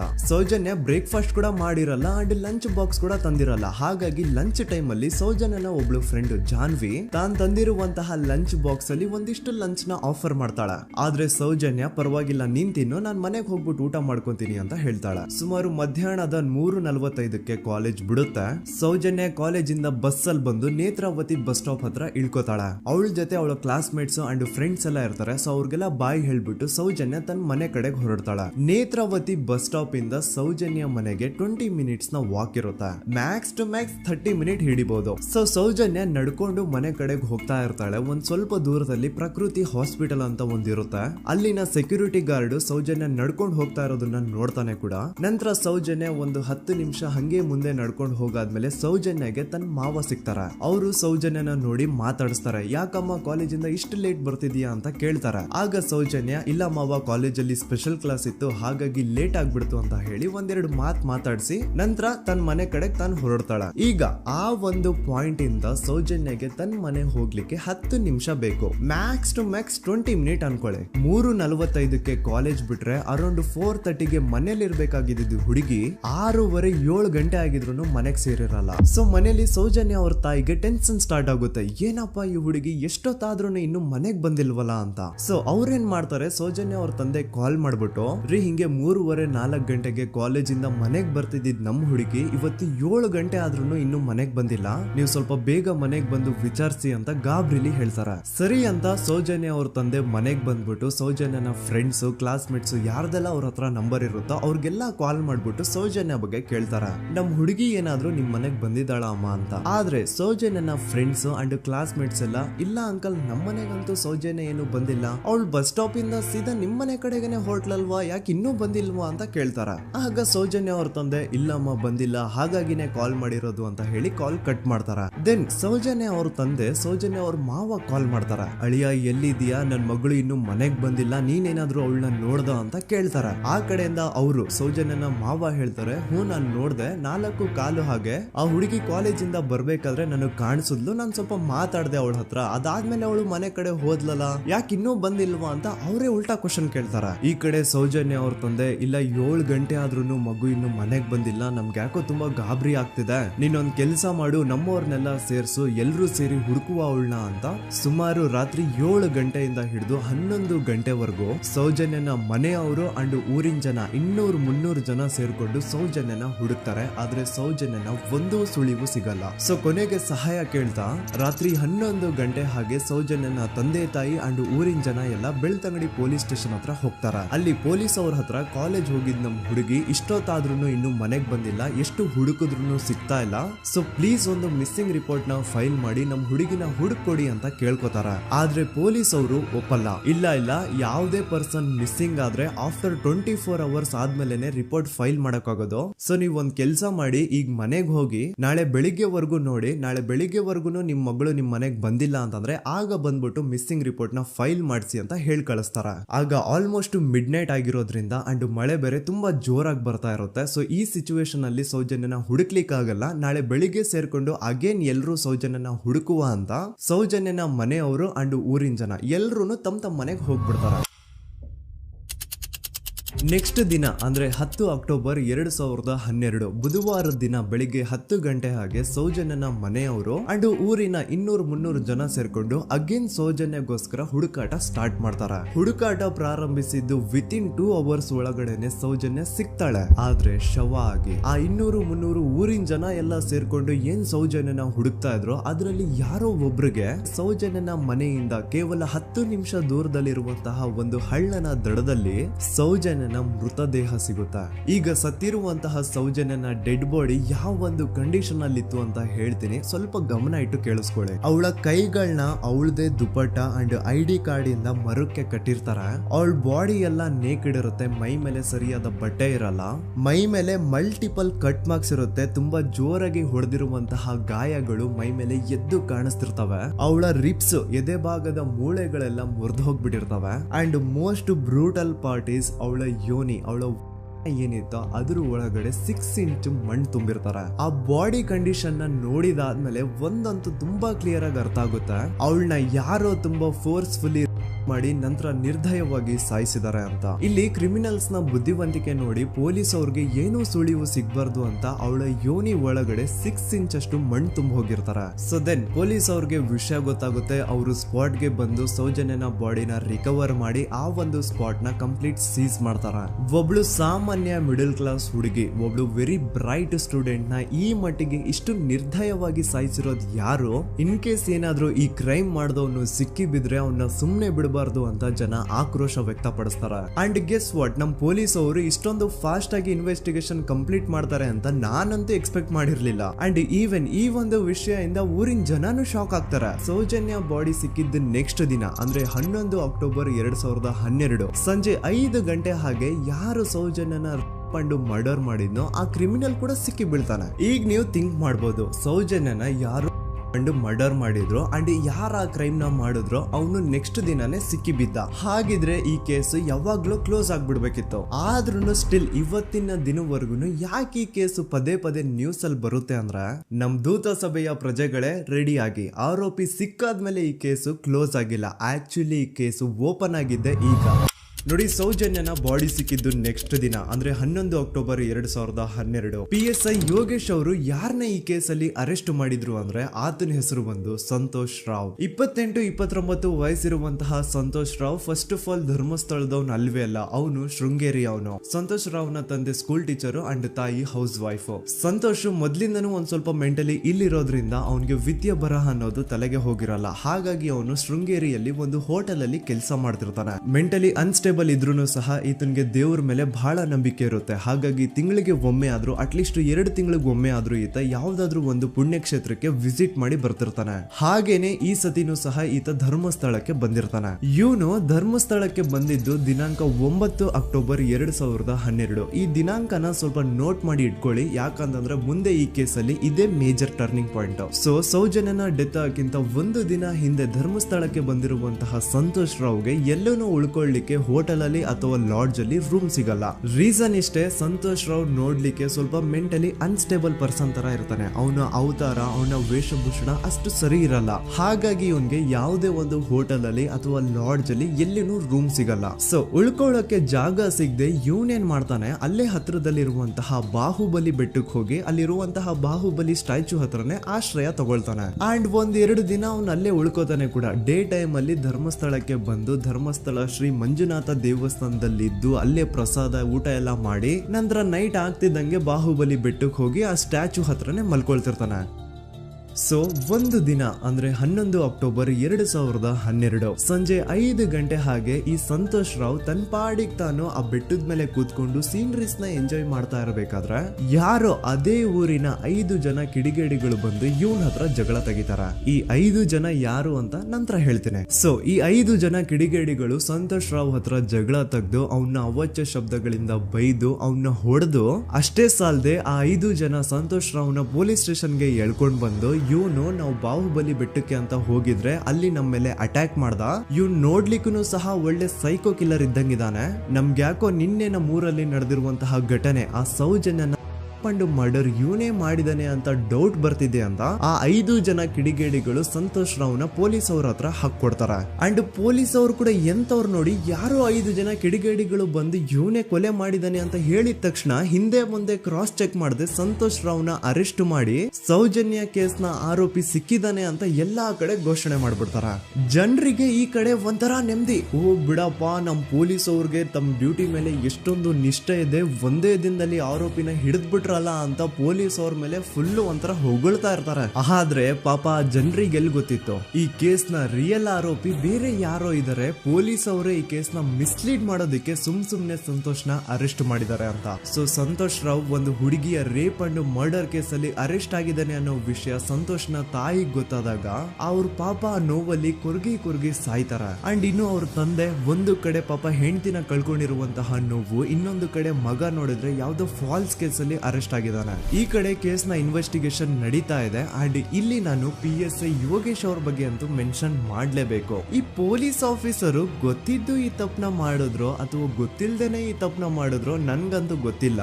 ಸೊ ಇವ್ರು ಏನ್ ಮಾಡ್ತಾರೆ ಅಂತಂದ್ರೆ, ಸೌಜನ್ಯನ ಬಾಡಿನ ಪೋಸ್ಟ್ ಮಾರ್ಟಮ್ ಗೆ ಕಳಿಸಿದಾಗ ಡಾಕ್ಟರ್ಸ್ ಹಂಗೋ ಹಿಂಗೋ ಮಾಡಿ ಇಂದ ಕೆಲವೊಂದು ಸ್ಪರ್ಮ್ ನ ಸ್ಯಾಂಪಲ್ಸ್ ಕಲೆಕ್ಟ್ ಮಾಡ್ತಾರೆ. ಅದನ್ನ ಅವರು PSI ಯೋಗೇಶ್ ಗೆ ಕೊಟ್ಟು ಇದನ್ನ ವಿತಿನ್ 72 ಅವರ್ಸ್ ಒಳಗಡೆ ಇನ್ನೊಂದು ಲ್ಯಾಬ್ ಗೆ ಸಬ್ಮಿಟ್ ಮಾಡಿ ಅಂತ ತುಂಬಾ ಕ್ಲಿಯರ್ ಆಗಿ ಹೇಳ್ತಾರೆ. ಆದ್ರೆ PSI ಯೋಗೇಶ್ ಆ ಸ್ಪರ್ಮ್ ಸ್ಯಾಂಪಲ್ಸ್ ನ ವಿತಿನ್ 72 ಅವರ್ಸ್ ಒಳಗಡೆ ಲ್ಯಾಬ್ ಕಳ್ಸೋದಿರ್ಲಿ, ಅದನ್ನ 12 ದಿನ ಆದ್ಮೇಲೆ ಲ್ಯಾಬ್ ಕಳಿಸ್ತಾರೆ. ಅಷ್ಟೊತ್ತಿಗೆ ಆಲ್ರೆಡಿ ಆ ಸ್ಪರ್ಮ್ ಸ್ಯಾಂಪಲ್ಸ್ ಗೆಲ್ಲ ಫಂಗಸ್ ಹಿಡಿದು ಅದು ಅನ್ಫಿಟ್ ಫಾರ್ ಟೆಸ್ಟಿಂಗ್ ಅಂತ ಬರುತ್ತೆ. ಈಗ ನೀವೇ ಹೇಳಿ, ಎಂತ ಡಂಬೆಸ್ಟ್ ಪರ್ಸನ್ ಪೊಲೀಸ್ ಆಫೀಸರ್ ಆಗಿದ್ರು ಅವನ ಹತ್ರ ಒಂದು ಮರ್ಡರ್ ಕೇಸ್ ಬಂದಾಗ ಅವನ ಹತ್ರ ಇರೋ ಮೇನ್ ಸಾಕ್ಷಿನೇ, ಮೇನ್ ಎವಿಡೆನ್ಸ್ ಆ ಹುಡುಗಿಯ ಇಂದ ಕಲೆಕ್ಟ್ ಆಗುವಂತಹ ಸ್ಪರ್ಮ್ ಸ್ಯಾಂಪಲ್ಸ್. ಸೊ ಅದನ್ನ ಮೊದಲು ಲ್ಯಾಬ್ ಕಳಿಸಿ ಅದನ್ನ ಐಡೆಂಟಿಫೈ ಮಾಡೋದು ಪೊಲೀಸ್ ಅವರ ಫಸ್ಟ್ ಡ್ಯೂಟಿ. ಆದ್ರೆ ಇಲ್ಲಿ PSI ಯೋಗೇಶ್ ಅವರು ಇದನ್ನೇ ಮರ್ತು ಹೋದ್ರು ಅಂತ ನೋಡಿ. ಯಾವುದೇ ಒಂದು ಕೇಸ್ ಅಲ್ಲಿ ಪೊಲೀಸ್ ಅವರು ಆದಷ್ಟು ಎವಿಡೆನ್ಸ್ ನ ಕಲೆಕ್ಟ್ ಮಾಡೋದಕ್ಕೆ ಟ್ರೈ ಮಾಡ್ತಾರೆ. ಆದ್ರೆ ಈ ಒಂದು ಕೇಸ್ ಅಲ್ಲಿ ಮಾತ್ರ ಪೊಲೀಸ್ ಅವರು ಎವಿಡೆನ್ಸ್ ನ ಕಲೆಕ್ಟ್ ಮಾಡೋ ಬದಲಾಗಿ ಎವಿಡೆನ್ಸ್ ನ ಡಿಸ್ಟ್ರಾಯ್ ಮಾಡೋದ್ರಲ್ಲಿ ಮುಂದೆ ಇದ್ರು. ಅಷ್ಟೇ ಅಲ್ಲದೆ ಈ ಪೊಲೀಸ್ ಆಫೀಸರ್ ಸೇರ್ಕೊಂಡು ಸಂತೋಷ್ ರಾವ್ಗೆ ಸೆಲ್ ಅಲ್ಲಿ ಎಂತ ಟಾರ್ಚರ್, ಎಂತ ಹಿಂಸೆ ಕೊಡ್ತಾರೆ ಅಂದ್ರೆ ನೆನ್ಸ್ಕೊಂಡ್ರೆ ಮೈ ಜುಮ್ ಅನ್ನುತ್ತ. ಹೊಡಿಯೋದು, ಕೆಟ್ಟದಾಗ ಬೈಯೋದು ಇದೆಲ್ಲ common. Most brutal parties Santosh ರಾವ್ನ ಪ್ಯಾಂಟ್ ಬಿಚ್ಚಿ ಅವನ ಪ್ರೈವೇಟ್ ಪಾರ್ಟ್ ಮೇಲೆ ಬಿಸಿ ಬಿಸಿ ಕುದೀತಾ ಇರುವಂತಹ ನೀರ್ ಚಲ್ತಾರ. ಈ ಕ್ರೈಮ್ ನೀನೇ ಮಾಡಿದ್ಯಾ ಅಂತ ಒಪ್ಕೋ, ಇಲ್ಲ ಅಂತಂದ್ರೆ ನಿನ್ನ ಸೆಲ್ ಒಳಗಡೆನೆ ಸಾಯಿಸ್ಬಿಡ್ತೀವಿ, ನಿನ್ನ ತಂದೆ ತಾಯಿ ಎಲ್ರು ಸಾಯಿಸ್ಬಿಡ್ತೀವಿ ಅಂತ ಬ್ಲಾಕ್ ಮೇಲ್ ಮಾಡ್ತಾರ. ನೋಡಿ, ಸಂತೋಷ್ ರಾವ್ ಜಾಗದಲ್ಲಿ ನನ್ನಂತ ನಿಮ್ಮಂತ ನಾರ್ಮಲ್ ಪರ್ಸನ್ ಯಾರಾದ್ರೂ ಇದ್ದಿದ್ರೆ ಪೊಲೀಸ್ ಅವರು ಕೊಡ್ತಿರುವಂತಹ ಹಿಂಸೆನ ತಡ್ಕೊಳಕ್ಕಾಗದೆ ಆ ಕ್ರೈಮ್ ಮಾಡಿಲ್ಲ ಅಂದ್ರೂ ಮಾಡಿದೀನಿ ಅಂತ ಒಪ್ಕೊಬಿಡ್ತಾ ಇದ್ವಿ. ಆದ್ರೆ ಸಂತೋಷ್ ರಾವ್ ಮೆಂಟಲಿ ಇಲ್ಲಿರೋದೇ ಅವನ್ಗೆ ಅಡ್ವಾಂಟೇಜ್ ಆಗೋಯ್ತು. ಪೊಲೀಸ್ಗಳು ಸಂತೋಷ್ ರಾವ್ಗೆ ಎಷ್ಟೇ ಹೊಡೆದ್ರು, ಎಷ್ಟೇ ಬೈದ್ರು, ಎಷ್ಟೇ ಬ್ಲಾಕ್ ಮೇಲ್ ಮಾಡಿದ್ರು ಸಂತೋಷ್ ರಾವ್ ಬಾಯಲ್ಲಿ ನಾನ್ ಈ ಕ್ರೈಮ್ ನ ಮಾಡಿಲ್ಲ ಅಂತಾನೆ ಬರುತ್ತೆ ಹೊರತು ಆ ಕ್ರೈಮ್ ನ ಅವನು ಒಪ್ಕೊಳ್ಳೋದೇ ಇಲ್ಲ. ದೆನ್ ಕೋರ್ಟ್ ಟ್ರಯಲ್ಸ್ ಸ್ಟಾರ್ಟ್ ಆಗುತ್ತೆ. ಈ ಕ್ರೈಮ್ ನ ಸಂತೋಷೇ ಮಾಡಿದಾನೆ ಅಂತ ಸೌಜನ್ಯ ಕಡೆಯ ಲಾಯರ್ ವಾದ ಮಾಡ್ತಾನೆ. ಅದಕ್ಕೆ ಆಪೋಸಿಟ್ ಆಗಿ ಸಂತೋಷ್ ರಾವ್ ಕಡೆಯಿಂದ ಒಬ್ರು ಲಾಯರ್ ಇಲ್ಲ, ಸಂತೋಷ್ ರಾವ್ ಈ ಕ್ರೈಮ್ ನ ಮಾಡ್ಲಿಕ್ಕೆ ಸಾಧ್ಯನೇ ಇಲ್ಲ ಅಂತ ವಾದ ಮಾಡ್ತಿರ್ತಾರೆ. ಅಂಡ್ ಕೋರ್ಟ್ ಇಂದ ಆಚೆಗಡೆ ಸಂತೋಷ್ ರಾವ್ ನ ಅಗೇನ್ಸ್ಟ್ ಸ್ಟೂಡೆಂಟ್ಸ್ ಪ್ರೊಟೆಸ್ಟ್ ನಡೆಯುತ್ತೆ, ಪಬ್ಲಿಕ್ ಪ್ರೊಟೆಸ್ಟ್ ನಡೆಯುತ್ತೆ. ಅರೆಸ್ಟ್ ಆಗಿರುವಂತಹ ಸಂತೋಷ್ ರಾವ್ಗೆ ಗಲ್ಲಿಗೇರಿಸ್ರಿ ಅಂತ ಅವ್ರು ಡಿಮ್ಯಾಂಡ್ ಮಾಡ್ತಿರ್ತಾರೆ. ಸೊ ಹೀಗೆ ಒಂದು 2-3 ವರ್ಷ ಕಳೆದು ಹೋಗುತ್ತೆ. ನಂತರ ಒಂದು ಕೋರ್ಟ್ ಟ್ರಯಲ್ ಅಲ್ಲಿ ಸಂತೋಷ್ ರಾವ್ ಪರವಾಗಿ ಹೋರಾಡ್ತಿದ್ದಂತಹ ಲಾಯರ್ ಯಾಕೆ ಈ ಕೇಸ್ ಅಲ್ಲಿ ಸಂತೋಷ್ ಆರೋಪಿ ಅಲ್ಲ ಅಂತ ಪ್ರೂವ್ ಮಾಡ್ಲಿಕ್ಕೆ ಕೆಲವೊಂದು ಪಾಯಿಂಟ್ಸ್ ನ ಮುಂದೆ ಇಡ್ತಾರೆ. ಅದೇನಂತಂದ್ರೆ, ಮೊದಲನೇದಾಗಿ ಸಂತೋಷ್ ರಾವ್ ಈ ಕ್ರೈಮ್ ನ ಮಾಡಿದಾನೆ ಅಂತ ಒಬ್ರು ಒಂದು ಐ ವಿಟ್ನೆಸ್ ಇರಲ್ಲ. ಇನ್ನೊಂದೇನು ಅಂತಂದ್ರೆ, ಯಾವೊಂದು ಕಂಡೀಷನ್ ಅಲ್ಲಿ, ಯಾವೊಂದು ಬ್ರೂಟಲ್ ಕಂಡೀಷನ್ ಅಲ್ಲಿ ಸೌಜನ್ಯನ ಬಾಡಿ ಸಿಕ್ಕಿತ್ತೋ ಅದನ್ನ ಗಮನದಲ್ಲಿ ಇಟ್ಕೊಂಡು ಸ್ವಲ್ಪ ಪ್ರಾಕ್ಟಿಕಲ್ ಆಗಿ ಥಿಂಕ್ ಮಾಡಿದ್ರೆ ಆ ಒಂದು ಭೀಕರ ಕ್ರೈಮ್ ನ ಒಬ್ನೇ ಮಾಡ್ಲಿಕ್ಕೆ ಸಾಧ್ಯನೇ ಇಲ್ಲ. ಇನ್ನೊಂದು ಪಾಯಿಂಟ್ ಏನು ಅಂತಂದ್ರೆ, ಸೌಜನ್ಯನ ಇಂದ ಪೊಲೀಸ್ ಅವ್ರಿಗೆ ಯಾವುದೇ ಸ್ಪರ್ಮ್ ಸ್ಯಾಂಪಲ್ ಸಿಗ್ಬಾರ್ದು ಅಂತ 6 ಇಂಚು ಅಷ್ಟು ಮಣ್ಣು ಹಾಕಿರ್ತಾರ. ಸೊ ಈಗ ನೀವೇ ಹೇಳಿ, ಮೆಂಟಲಿ ಇಲ್ಲಿರುವಂತಹ ಪರ್ಸನ್ಗೆ ಇಷ್ಟೊಂದು ಬುದ್ಧಿವಂತಿಕೆ ಇರುತ್ತಾ ಅನ್ಕೊಳ್ಳಿ. ಅಷ್ಟೊಂದು ಬುದ್ಧಿವಂತಿಕೆ ಅವ್ನಿಗಿದ್ರು ಆ ಕ್ರೈಮ್ ಮಾಡಾದ್ಮೇಲೆ ಅವನ ಆ ಊರಿಂದ ಓಡ್ ಹೋಗ್ಬೋದಾಗಿತ್ತು. ಆದ್ರೆ ಮತ್ತ್ಯಾಕೆ ಅವನು ಅದೇ ಊರಲ್ಲೇ ಇರ್ತಾನೆ. ಅಂಡ್ ಸೌಜನ್ಯ ಕೊನೆಯದಾಗಿ ಪ್ರಕೃತಿ ಹಾಸ್ಪಿಟಲ್ ಮುಂದ್ಗಡೆಯಿಂದ ನಡ್ಕೊಂಡು ಹೋಗ್ತಾ ಇರ್ಬೇಕಾದ್ರೆ ಆ ಪ್ರಕೃತಿ ಹಾಸ್ಪಿಟಲ್ ನ ಸೆಕ್ಯೂರಿಟಿ ಗಾರ್ಡ್ ನೋಡ್ತಾನೆ. ಅಂಡ್ ಪ್ರಕೃತಿ ಹಾಸ್ಪಿಟಲ್ ನ ಆಚೆಗಡೆ CCTV ಕ್ಯಾಮರಾನು ಇರುತ್ತೆ. ಸಡನ್ಲಿ ಆ CCTV ಫುಟೇಜ್ ಕೂಡ ಕಾಣೆ ಆಗ್ಬಿಡುತ್ತಾ. ಇನ್ನೊಂದೇನು ಅಂತಂದ್ರೆ, ಸೌಜನ್ಯನ ಮರ್ಡರ್ ಆಗಿದ್ದು ನೆಕ್ಸ್ಟ್ ದಿನಾನೇ ಪೊಲೀಸ್ ಅವರು ಆರೋಪಿನ ಹಿಡಿದ್ರು. ಸೊ ಹಾಗಿದ್ದಾಗ ಆ ಕಲೆಕ್ಟ್ ಮಾಡಿರುವಂತಹ ಸ್ಪರ್ಮ್ ಸ್ಯಾಂಪಲ್ಸ್ ನ ಲ್ಯಾಬ್ ಗೆ ಕಳಿಸಿ ಇವನೇ ಆರೋಪಿ ಅಂತ ಕನ್ಫರ್ಮ್ ಮಾಡೋ ಬದಲಾಗಿ ಯಾಕೆ ಪೊಲೀಸ್ ಅವರು ಆ ಸ್ಪರ್ಮ್ ಸ್ಯಾಂಪಲ್ಸ್ ನ ತಮ್ಮ ಹತ್ರನೇ ಇಟ್ಕೊಂಡು 12 ದಿನವರೆಗೂ ಅದಕ್ಕೆ ಫಂಗಸ್ ಹಿಡಿಯೋವರೆಗೂ ಕಾದು ಆಮೇಲೆ ಅದನ್ನ ಲ್ಯಾಬ್ ಕಳಿಸಿದ್ರು. ಅಂಡ್ ಮೇನ್ ಇಂಪಾರ್ಟೆಂಟ್ ಆಗಿ ಸಂತೋಷ್ ರಾವ್ಗೆ ಒಂದು ಗುಪ್ತ ರೋಗ ಇರುತ್ತೆ, ಅದೇ ಫಿಮೋಸಿಸ್ ಅಂತ. ಈ ಕಾಯಿಲೆ ಏನು ಅಂತ ನಾನು ಈ ವಿಡಿಯೋದಲ್ಲಿ ಡೀಟೇಲ್ಡ್ ಆಗಿ ಎಕ್ಸ್ಪ್ಲೈನ್ ಮಾಡ್ಲಿಕ್ಕೆ ಆಗಲ್ಲ. ಜಸ್ಟ್ ತಿಳ್ಕೊಳ್ಳಿ, ಈ ಒಂದು ಕಾಯಿಲೆ ಇರೋರು ಇಂಟಿಮಸಿ ಮಾಡ್ಲಿಕ್ಕೆ ಆಗಲ್ಲ. ಇನ್ ಕೇಸ್ ಮಾಡಿದ್ರು ಅವರು ಸುಖ ಅಲ್ಲ ನರಕ ಕಾಣ್ತಾರ. ಸೊ ಇಷ್ಟೆಲ್ಲ ವ್ಯಾಲಿಡ್ ಪಾಯಿಂಟ್ಸ್, ಇಷ್ಟೆಲ್ಲ ಫ್ಯಾಕ್ಟ್ಸ್ ಕಣ್ ಮುಂದೆ ಇರ್ಬೇಕಾದ್ರೆ ಸ್ಟಿಲ್ ಪೊಲೀಸ್ ಅವರು ಯಾಕೆ ಈ ಕ್ರೈಮ್ ನ ಸಂತೋಷ್ ರಾವೇ ಮಾಡಿದಾನೆ ಅಂತ ಇವನ್ ಹಿಂದೆ ಬಿದ್ದಿದ್ದಾರೆ. ಯಾಕೆ ಅವರು ಈ ಕ್ರೈಮ್ ಇವನ್ ಬಿಟ್ರೆ ಬೇರೆ ಯಾರಾದ್ರೂ ಮಾಡಿರ್ಬೋದಲ್ಲ ಅಂತ ಆ ಆಂಗಲ್ ಅಲ್ಲಿ ಇನ್ವೆಸ್ಟಿಗೇಷನ್ ಮಾಡ್ತಿಲ್ವಲ್ಲ ಅಂತ ಪೊಲೀಸ್ ಅವರ ಇನ್ವೆಸ್ಟಿಗೇಷನ್ ಮೇಲೆ ಈಗ ಕ್ವಶನ್ ಬರುತ್ತೆ. So after hearing all of this, ಎಲ್ಲರಿಗೂ ಈಗ ಪೊಲೀಸ್ ಅವರ ಇನ್ವೆಸ್ಟಿಗೇಷನ್ ಇನ್ವೆಸ್ಟಿಗೇಷನ್ ಮೇಲೆ ಡೌಟ್ ಬರುತ್ತೆ. ಅಂಡ್ ಈವನ್ ಸೌಜನ್ಯ ಅವ್ರ ಮನೆಯವರು ಕೂಡ ನಿಜವಾದ ಆರೋಪಿ ಸಂತೋಷ್ ಅಲ್ಲ ಅಂತ ತಮ್ಮ ಅಭಿಪ್ರಾಯನ ವ್ಯಕ್ತಪಡಿಸ್ತಾರೆ. ಆಗ ಅಲ್ಲಿವರೆಗೂ ಸಂತೋಷ್ ರಾವ್ನ ಗಲ್ಲಿಗೇರಿಸಿ ಅಂತ ಏನು student protest and public protest ಎಲ್ಲ ನಡೀತಾ ಇತ್ತು, ಈಗ ಅದೆಲ್ಲ ನಿಂತ್ ಹೋಗಿ ಎಲ್ಲಾ ಹೇಟ್ ರೇಡ್ ಪೊಲೀಸ್ ಅವ್ರ ಕಡೆಗೆ ಹೋಗುತ್ತೆ. ಪೊಲೀಸ್ ಅವರು ಈ ಕೇಸಲ್ಲಿ ಕರಪ್ಟ್ ಆಗಿದ್ದಾರೆ, ಪೊಲೀಸ್ ಅವರೇ ಸತ್ಯ ಮುಚ್ಚಿಡ್ಲಿಕ್ಕೆ ಟ್ರೈ ಮಾಡ್ತಿದ್ದಾರೆ. ಹಾಗಾಗಿ ಈ ಕೇಸ್ನ ಇನ್ಮುಂದೆ ಪೊಲೀಸ್ ಅವರಲ್ಲದೆ ಸಿಬಿಐ ಅವರು ಇನ್ವೆಸ್ಟಿಗೇಷನ್ ಮಾಡಬೇಕು, ಈ ಕೇಸ್ನ ಸಿಬಿಐಗೆ ಒಪ್ಸಿ ಅಂತ ಅಗೇನ್ ಪ್ರೊಟೆಸ್ಟ್ ಗಳು ಸ್ಟಾರ್ಟ್ ಆಗ್ತವೆ. ಸೊ ಧರ್ಮಸ್ಥಳದಲ್ಲಿ ಇಷ್ಟೊಂದು ಹೋರಾಟಗಳಾಗ್ತಿದಾವೆ, ಒಬ್ಳು ಹುಡುಗಿ ಜೊತೆ ಇಷ್ಟೊಂದು ಅನ್ಯಾಯ ಆಗಿದೆ, ಆದ್ರೂ ಸಹ ಧರ್ಮಾಧಿಕಾರಿ ಏನು ಮಾತೇ ಆಡ್ತಿಲ್ವಲ್ಲ ಈ ಹುಡುಗಿ ಬಗ್ಗೆ ಅಂತ ಜನರು ಪ್ರಶ್ನೆ ಮಾಡಿದಾಗ ಆಗ ಧರ್ಮಾಧಿಕಾರಿನೂ ಜನರು ಮುಂದೆ ಬಂದ್ಬಿಟ್ಟು ಈ ಕೇಸ್ನ ಸಿಬಿಐಗೆ ಒಪ್ಸಿ ಅಂತ ಹೋರಾಟ ಮಾಡ್ತಾರ. ನಂತರ ಈ ಒಂದು ಕೇಸು ಪೊಲೀಸ್ ಅವರಿಂದ ಸಿಬಿಐ ಕೈಗೆ ಹೋಗುತ್ತೆ. ಸಿಬಿಐ ಕೈಗೆ ಹೋಗಿದ ತಕ್ಷಣ ಇಲ್ಲೇನು ಸತ್ಯ ಹೊರಗೆ ಬಂದಿಲ್ಲ. ಆ ಸಿಬಿಐ ಅವರು 3-4 ವರ್ಷ ಟೈಮ್ ತಗೊಂಡು ಮತ್ತೆ ಈ ಒಂದು ಕೇಸ್ನ ಇನ್ವೆಸ್ಟಿಗೇಷನ್ ಮಾಡ್ತಾರ. ಆದ್ರೆ ಅಲ್ಲೇನು ಇನ್ವೆಸ್ಟಿಗೇಷನ್ ಮಾಡ್ಲಿಕ್ಕೆ ಉಳ್ದೇ ಇರಲ್ಲ. ಆ ಪೊಲೀಸ್ ಅವರು ಅವ್ರ ಕೈಯಲ್ಲಿ ಈ ಕೇಸು ಇದ್ದಷ್ಟು ದಿನ ಎಷ್ಟಾಗುತ್ತೋ ಅಷ್ಟು ಎವಿಡೆನ್ಸ್ ನ ಡಿಸ್ಟ್ರಾಯ್ ಮಾಡ್ಬಿಟ್ಟಿರ್ತಾರ. ಸೊ ಹಾಗಾಗಿ ಅಲ್ಲಿ ಸಿಬಿಐ ಅವ್ರಿಗೆ ಇನ್ವೆಸ್ಟಿಗೇಷನ್ ಮಾಡ್ಲಿಕ್ಕೆ ಏನ್ ಉಳ್ದೇ ಇರಲ್ಲ. ಆದ್ರೂ ಸ್ಟಿಲ್ ಅವರು 3-4 ಇಯರ್ಸ್ ಟೈಮ್ ತಗೊಂಡು ನಂತರ ಫೈನಲಿ ಒಂದು ರಿಪೋರ್ಟ್ ನ ಕೋರ್ಟ್ ಗೆ ಸಬ್ಮಿಟ್ ಮಾಡ್ತಾರ. ಅಂಡ್ ಸಿಬಿಐ ಅವರು ಕೋರ್ಟ್ ಗೆ ಸಬ್ಮಿಟ್ ಮಾಡಿರುವಂತಹ ಆ ಒಂದು ರಿಪೋರ್ಟ್ ಅಲ್ಲಿ ಏನಿತ್ತು ಅಂದ್ರೆ ಸಿಬಿಐ ಇನ್ವೆಸ್ಟಿಗೇಷನ್ ಕನ್ಫರ್ಮ್ಸ್ ದಟ್ ಈ ಒಂದು ಕ್ರೈಮ್ ನ ಸಂತೋಷ್ ರಾವ್ ಮಾಡಿದಾನೆ ಅಂತ. ಆದ್ರೆ ಐರಾನಿ ಈಸ್ ಇದೇ ಒಂದು ರಿಪೋರ್ಟ್ ಅಲ್ಲಿ ಇವ್ರು ಏನ್ ಹೇಳ್ತಾರೆ ಅಂದ್ರೆ ಅವ್ರಿಗೆ ಯಾವುದೇ ತರ ಎವಿಡೆನ್ಸ್ ಸಿಕ್ಕಿಲ್ಲ ಅಂತ. ಯಾಕಂದ್ರೆ ಈ ಸೌಜನ್ಯ ಕೇಸು ಪೊಲೀಸ್ ಅವ್ರ ಕೈಯಲ್ಲಿ ಇದ್ದಾಗ ಪೊಲೀಸ್ ಅವರು ತಮ್ಮ ನಿರ್ಲಕ್ಷ್ಯದಿಂದ ಎಲ್ಲಾ ಎವಿಡೆನ್ಸ್ ನ ಕಳ್ಕೊಂಡ್ಬಿಟ್ಟಿರ್ತಾರ. ಅಂತದ್ರಲ್ಲಿ ಯಾವ ಒಂದು ಆಧಾರದ ಮೇಲೆ ಇವರು ಸಂತೋಷ್ ರಾವ್ ಈ ಕ್ರೈಮ್ ನ ಮಾಡಿದ್ದಾರೆ ಅಂತ ಕ್ವಶನ್ ಮಾಡಿದಾಗ ಸಿಬಿಐ ಅವ್ರ ಕಡೆಯಿಂದ ನೋ ಆನ್ಸರ್. ನೋಡಿ, ಮೊದ್ಲು ಈ ಒಂದು ಕೇಸ್ ನ ಪೊಲೀಸ್ ಅವರು ಇನ್ವೆಸ್ಟಿಗೇಷನ್ ಮಾಡಿ ನಂತರ ಈ ಒಂದು ಕೇಸು ಸಿಬಿಐ ಅವ್ರ ಕೈಗೆ ಹೋಗಿ ಅವರು 3-4 ವರ್ಷ ಟೈಮ್ ತಗೊಂಡು ಇನ್ವೆಸ್ಟಿಗೇಷನ್ ಮಾಡಿ ದೆನ್ ಫೈನಲ್ ರಿಪೋರ್ಟ್ ನ ಕೋರ್ಟ್ ಗೆ ಸಬ್ಮಿಟ್ ಮಾಡೋಷ್ಟ್ರಲ್ಲಿ ಸುಮಾರು 5-6 ವರ್ಷ ಕಳೆದು ಹೋಗಿರುತ್ತೆ. ಅಂಡ್ ಸ್ಟಿಲ್ ಈ ಒಂದು ಕೇಸಲ್ಲಿ ಏನೂ ಕನ್ಕ್ಲೂಷನ್ ಸಿಕ್ಕಿರಲ್ಲ. ಎವ್ರಿ ಇಯರ್ ಸೌಜನ್ಯನ ಬರ್ತ್ಡೇ ಇದ್ದಾಗ ಅಥವಾ ತಿಥಿ ಇದ್ದಾಗ ಅವಳನ್ನ ನೆನೆಸ್ಕೊಂಡು ಅವಳ ಹೆಸರಲ್ಲಿ public protest and student protest ನಡೀತಾನೆ ಇರ್ತವೆ. ಸೊ ಒಂದು ದಿನ ಈ ಒಂದು ಪ್ರೊಟೆಸ್ಟ್ ಗಳ ನ್ಯೂಸ್ ಗಿರೀಶ್ ಮುಟ್ಟಣ್ಣನವರ ಗಮನಕ್ಕೆ ಬರುತ್ತೆ. ಯಾರು ಈ ಗಿರೀಶ್ ಮುಟ್ಟಣ್ಣನವರ ಅಂದ್ರೆ ಇವರು very honest X police man. ನೀವು ನಂಬಲ್ಲ, ಇವ್ರು ಪೊಲೀಸ್ ಆಫೀಸರ್ ಇದ್ದಾಗ ಪಬ್ಲಿಕ್ ಅಲ್ಲಿ ಒಬ್ಬ MLA ಹೊಡೆದಿರ್ತಾರ. ಅಷ್ಟೇ ಅಲ್ಲ, ಪೊಲೀಸ್ ಡಿಪಾರ್ಟ್ಮೆಂಟ್ ಅಲ್ಲಿ ಕರಪ್ಷನ್ ಇದೆ, ಕರಪ್ಷನ್ ಇದ್ದಿದ್ ಕಡೆ ನಾನ್ ಇರಲ್ಲ ಅಂತ ಹೇಳ್ಬಿಟ್ಟು ತಮ್ಮ ಪೊಲೀಸ್ ಡ್ಯೂಟಿನ ಬಿಟ್ಬಿಟ್ಟು ಈಗ ಸಮಾಜದಲ್ಲಿ ಏನೇ ಅನ್ಯಾಯ ಆಗಿದ್ರು ಅದ್ರ ಅಗೇನ್ಸ್ಟ್ ವಾಯ್ಸ್ ರೈಸ್ ಮಾಡ್ತಿದಾರೆ. ಸೊ ಈ ಗಿರೀಶ್ ಮುಟ್ಟಣ್ಣನವರಿಗೆ ಸೌಜನ್ಯ ಕೇಸ್ ಬಗ್ಗೆ ಗೊತ್ತಾದಾಗ ಅವ್ರಿಗೆ ಈ ಕೇಸು ತುಂಬಾನೇ ಕಾಡುತ್ತೆ. ಅಲ್ಲ, ಇಷ್ಟೊಂದು ವರ್ಷಗಳಾಗೋಯ್ತು ಆ ಹುಡುಗಿ ಜೊತೆ ಅನ್ಯಾಯ ಆಗಿ, ಸ್ಟಿಲ್ ಈ ಒಂದು ಕೇಸ್ ನ ಕನ್ಕ್ಲೂಷನ್ ಸಿಕ್ತಿಲ್ವಲ್ಲ, ಏನ್ ನಡೀತಿದೆ ಧರ್ಮಸ್ಥಳದಲ್ಲಿ ಅರ್ಥ ಆಗ್ತಿಲ್ವಲ್ಲ ಅಂತ ಈ ಗಿರೀಶ್ ಅವರು ತಮ್ಮ ಹಳೆ ಪೊಲೀಸ್ ಕಾಂಟ್ಯಾಕ್ಟ್ಸ್ ನ ಯೂಸ್ ಮಾಡ್ಕೊಂಡು ಆ ಸೌಜನ್ಯ ಕೇಸ್ ಫೈಲ್ ನ ಒಂದು ಕಾಪಿನ ತಮ್ಮ ಹತ್ರ ತರಿಸ್ಕೋತಾರ. ಆ ಒಂದು ಕೇಸ್ ಫೈಲ್ ಅಲ್ಲಿ ಸೌಜನ್ಯ ಬಗ್ಗೆ ಅಷ್ಟೇ ಅಲ್ಲದೆ ಸಂತೋಷ್ ರಾವ್ ಬಗ್ಗೆನೂ ಇನ್ಫಾರ್ಮೇಶನ್ ಇರುತ್ತೆ. ಅಂಡ್ ಗಿರೀಶ್ ಅವರು ಸಂತೋಷ್ ಬಗ್ಗೆ ಇರುವಂತಹ ಇನ್ಫಾರ್ಮೇಶನ್ ನೋಡ್ತಾ ಇರ್ಬೇಕಾದ್ರೆ ಅವರು ಒಂದು ವಿಷಯನ ನೋಟಿಸ್ ಮಾಡ್ತಾರ. ಅದೇನಂತಂದ್ರೆ ಪೊಲೀಸ್ ಅವರು ಸಂತೋಷ್ ರಾವ್ನ ಬರೀ ಸೌಜನ್ಯ ಕೇಸಲ್ಲಿ ಒಂದೇ ಫಿಟ್ ಮಾಡಿರಲ್ಲ, ಸೌಜನ್ಯ ಸಾಯೋಕ್ಕಿಂತ 20 ದಿನ ಹಿಂದೆ ಧರ್ಮಸ್ಥಳದಲ್ಲೇ ನಡೆದಿರುವಂತಹ ಒಂದು ಕ್ರೈಮ್ ಅಲ್ಲಿನೂ ಸಹ ಸಂತೋಷ್ ರಾವೇ ಆರೋಪಿ ಅಂತ ಮೆನ್ಷನ್ ಮಾಡಿರ್ತಾರ. ಸೊ ಸೌಜನ್ಯ ಕೇಸ್ ಬಿಟ್ಟು ಆ ಇನ್ನೊಂದು ಕೇಸ್ ಯಾವುದು, ಅದಕ್ಕೂ ಸಂತೋಷ್ಗೂ ಏನ್ ಸಂಬಂಧ, ಅದ್ರಲ್ಲಿ ಯಾಕೆ ಸಂತೋಷ್ನ ಪೊಲೀಸ್ ಅವರು ಫಿಟ್ ಮಾಡಿದ್ರು ಅಂತ ಪ್ರತಿಯೊಂದು ಹೇಳ್ತೀನಿ. ಆದ್ರೆ ನಾನಿಲ್ಲಿ ಯಾರ್ದೂ ರಿಯಲ್ ನೇಮ್ಸ್ ನ ಬಳಸಲ್ಲ. ಯಾಕಂದ್ರೆ ಮುಂದೆ ಕೇಸಲ್ಲಿ ತುಂಬಾ ದೊಡ್ಡ ಪವರ್ಫುಲ್ ವ್ಯಕ್ತಿಗಳ ಹೆಸರುಗಳು ಬರ್ತವೆ. ಅಂಡ್ ನನ್ ವಿಡಿಯೋ ಯೂಟ್ಯೂಬ್ ಇಂದ ಡಿಲೀಟ್ ಆಗೋದು ನನ್ಗೆ ಇಷ್ಟ ಇಲ್ಲ. ಹಾಗಾಗಿ ನಾನಿಲ್ಲಿ ಯಾರ್ದು ರಿಯಲ್ ನೇಮ್ಸ್ ನ ಬಳಸ್ತಿಲ್ಲ. ಬಟ್ ಯಾರ ಬಗ್ಗೆ ಹೇಳ್ತಿದ್ದೀನಿ ಅಂತ ಒಂದ್ ಸ್ವಲ್ಪ ನೀವೇ ಅರ್ಥ ಮಾಡ್ಕೊಳ್ಳಿ.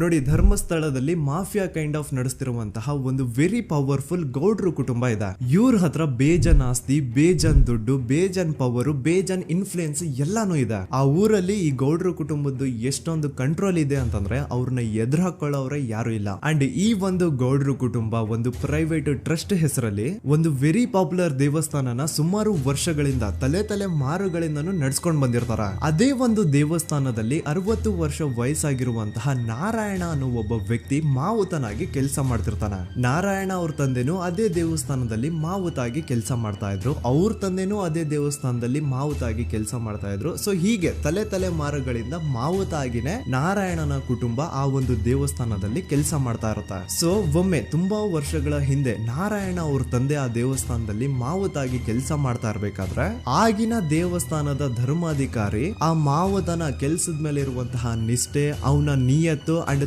ತಲೆಮಾರುಗಳಿಂದ ಅವರು ದೇವಸ್ಥಾನಕ್ಕೆ ಸಲ್ಲಿಸ್ತಿರುವಂತಹ ಸೇವೆನ ಮೆಚ್ಚಿ ಆ ಧರ್ಮಾಧಿಕಾರಿ ಆ ನಾರಾಯಣ ಅವ್ರ ತಂದೆ ಆ ಮಾವುತನಿಗೆ ಒಂದು ಜಮೀನ ಕೊಡ್ತಾರೆ ಆಸ್ ಎ ಗಿಫ್ಟ್ ಆಗಿ. ಸೊ ಈಗ ಫ್ಲಾಶ್ ಬ್ಯಾಕ್ ಇಂದ ಒಂದ್ ಸ್ವಲ್ಪ ಮುಂದೆ ಬರುವ 2010-11ರಲ್ಲಿ ಯಾವೊಂದು ಜಮೀನ ಆಗಿನ ಧರ್ಮಾಧಿಕಾರಿ ನಾರಾಯಣ ಅವ್ರ ತಂದೆಗೆ ಆಸ್ ಎ ಗಿಫ್ಟ್ ಆಗಿ ಕೊಟ್ಟಿದ್ರು, ಈಗ ನಾರಾಯಣ ಅವ್ರ ತಂದೆ ಸತ್ ಹೋಗಿ ಆ ಒಂದು ಜಮೀನು ನಾರಾಯಣ ಹೆಸರಿಗೆ ಆಗಿರುತ್ತೆ. ಅಂಡ್ ಆಗಷ್ಟೇ ಗೊತ್ತಾಗುತ್ತೆ ಆ ಜಮೀನ ವೆರಿ ಆಪೋಸಿಟ್ ಒಂದು ದೊಡ್ಡ ಹೈವೇ ಬರ್ತಿದೆ ಅಂಡ್ ಅದರಿಂದ ಜಮೀನ ರೇಟು 10 ಪಟ್ಟು ಜಾಸ್ತಿ ಆಗುತ್ತೆ ಅಂತ. ಸೊ ಈ ವಿಷಯ ಗೊತ್ತಾಗಿ ನೋಡಿ ದಾನ ಮಾಡದಂತಹ ಧರ್ಮಾಧಿಕಾರಿ ಅಂತೂ ಸತ್ ಹೋದ್ರು, ಆದ್ರೆ ಅವ್ರ ಮುಂದಿನ ಪೀಳಿಗೆ ಅವ್ರಿಗೆ ಈ ಜಮೀನ್ ಮೇಲೆ ಕಣ್ಬಿದ್ದು ನಾರಾಯಣ ಅವ್ರ ಹತ್ರ ಆ ಜಾಗನ ವಾಪಸ್ ಕೇಳ್ತಾರ. ಆದ್ರೆ ನಾರಾಯಣ ಕೊಡಲ್ಲ. ಇಲ್ಲ ನಾನ್ ಯಾಕೆ ಕೊಡ್ಲಿ, ನಮ್ ತಂದೆಯಿಂದ ಸಿಕ್ಕಿರುವಂತಹ ಜಮೀನ್ ಇದು, ನಮ್ ತಂದೆಯ ಕೊನೆ ಗುರುತು ಇದು ನನ್ನ ಹತ್ರ ಇರೋದು, ಸೊ ಇದನ್ನ ನಾನ್ ಯಾವುದೇ ಕಾರಣಕ್ಕೂ ಬಿಟ್ಕೊಡಲ್ಲ ಅಂತ ಆ ಗೌಡ್ರು ಕುಟುಂಬನ ನಾರಾಯಣ ಎದುರು ಹಾಕೋತಾರ. ಆಗ ಗೌಡ್ರು ಕುಟುಂಬದವ್ರಿಗೆ ಕೋಪ ಬಂದು ಅವ್ರೇನ್ ಮಾಡ್ತಾರೆ ಅಂದ್ರೆ ನಾರಾಯಣ ಮನೆಗೆ ನೀರಿನ ಸಪ್ಲೈ ಇರುತ್ತಲ್ವಾ ಅದನ್ನ ಬಂದ್ ಮಾಡ್ತಾರ, ಎಲೆಕ್ಟ್ರಿಸಿಟಿ ಸಪ್ಲೈನು ಕಟ್ ಆಫ್ ಮಾಡ್ತಾರ, ಊರಲ್ಲಿರುವಂತಹ ಎಲ್ಲಾ ಚರಂಡಿಗಳನ್ನ ಕ್ಲೀನ್ ಮಾಡಿ ಆ ಕಸ ಏನಿರುತ್ತೋ ಅದನ್ನ ತಂದು ನಾರಾಯಣ ಮನೆ ಮುಂದೆ ಹಾಕ್ತಾರ. ಇಷ್ಟೇ ಅಲ್ಲ, ನಾರಾಯಣ ಅವ್ರ ಹೆಂಡತಿ ಮಕ್ಕಳು ಎಲ್ಲಾದ್ರೂ ಆಚೆ ಹೋಗ್ತಾ ಬರ್ತಾ ಇದ್ರೆ ಅವ್ರನ್ನ ಕೆಟ್ಟದಾಗ ಬೈಯೋದು, ಹೊಡ್ಕೊಳ್ಳೋದು, ಬಡ್ಕೊಳ್ಳೋದೆಲ್ಲ ಮಾಡ್ತಿರ್ತಾರ. ಇಷ್ಟೆಲ್ಲ ಆಗ್ತಾ ಇದ್ರು ಸ್ಟಿಲ್ ನಾರಾಯಣ ಮಾತ್ರ ಆ ಜಾಗನ ಬಿಟ್ಕೊಡಲ್ಲ. ಆ ಜಾಗದಗೋಸ್ಕರ ನೀನ್ ಬೇಕಿದ್ರೆ ಇದನ್ನೆಲ್ಲ ಸಹಿಸ್ಕೊಂಡಿರಪ್ಪ, ನಮ್ ಕೈಲಂತೂ ಆಗಲ್ಲ ಅಂತ ನಾರಾಯಣನ ಹೆಂಡತಿ ಮಕ್ಕಳು ಅವನ್ನ ಬಿಟ್ಟು ಬೇರೆ ಊರಿಗೆ ಹೋಗ್ಬಿಡ್ತಾರ. ಈಗ ಮನೆಯಲ್ಲಿ ನಾರಾಯಣ ಅಂಡ್ 45 ವರ್ಷ ವಯಸ್ಸಿರುವಂತಹ ನಾರಾಯಣ ಅವ್ರ ತಂಗಿ ಯಮುನಾ ಅವ್ರು ಮಾತ್ರ ಇಬ್ರೇ ಇರ್ತಾ ಇದ್ರು.